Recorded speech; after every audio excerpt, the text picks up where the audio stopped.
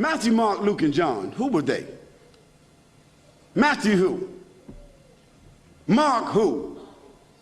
Luke who? And John who? What were their last names? When did they write? Did they know Jesus Christ? Did they walk with Jesus Christ? Did they eat with Jesus Christ? Did they talk with Jesus Christ? Did they even meet Jesus Christ? The answer is no, no, no, no. Conclusively. The earliest of them that wrote 40 years after Jesus Christ, so they never met him. The last of them wrote 80 years after Jesus Christ, never met him.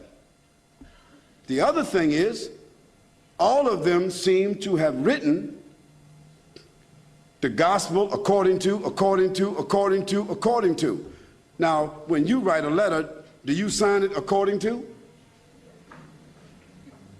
According to is the third party. If Joanne or Jackie or Bobby or Johnny told me something and I wrote it, I would say according to Joanne, Jackie, Bobby, or Ronnie, according to. But those four people would not write a letter and in front of it say Jackie according to Jackie and not even write her last name. Because if Jackie wrote me a check and only said Jackie, I couldn't cash it. And if I was a policeman and I stopped Jackie on the road and she had a license that only said Jackie, she's going to jail.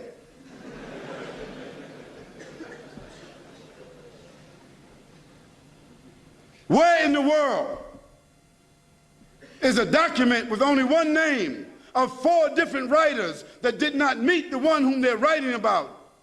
Where is that accepted in the whole world? Nowhere except in the Bible.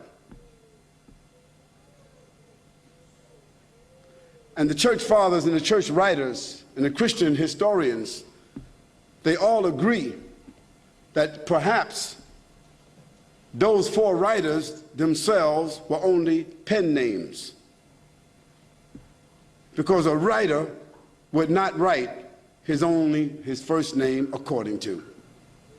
And there's a great amount of suspicion that the man called Paul, Saul of Tarsus, that because he wrote all the books from Acts all the way to the end of the New Testament, how many books is that? How many? 16, 15, 17, 19? All the books of Acts on, Colossians, Ephesians, Corinthians, Romans, Galatians, all of those books are written by whom? Paul, Saul of Tarsus, another man who never walked, who never talked, who never met, who never ate, who never prayed, who never knew Jesus Christ. Isn't that something? Now here we find four writers and another one between them that wrote all the New Testament books that never talked, never walked, never ate, never prayed, never met the man called Jesus Christ. Yet in their words, the first mentioning of the Trinity came from where? From Jesus or from them? The first mentioning of Jesus being divine, a man God, came from whom? From them.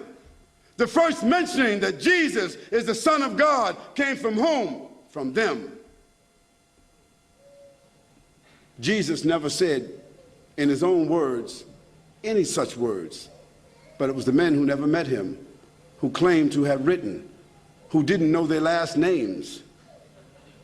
And Paul, by the way, before he had that vision on the road to Damascus that only he saw and only he heard, guess what his occupation was?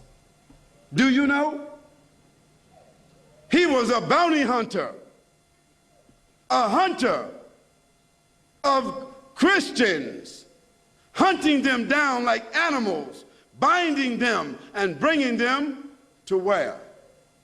To Rome, so that they could be executed. Now, if Hitler, after killing thousands of Jews, said that on the road to Berlin, he had a vision that he was named an apostle to the Jews, and he wrote 20 books that all the Jews are supposed to follow, Do you think they would be following that book? I don't understand how people just don't read history. This is not what Khalid said, so don't get angry with me. This is your own scripture, your own Bible scholars, their own church fathers. All of them agree that Paul never met Jesus, that Matthew, Mark, Luke, and John never met Jesus. By the way, they were not disciples. Nor were they walkers and talkers of the disciples. They were just writers and historians.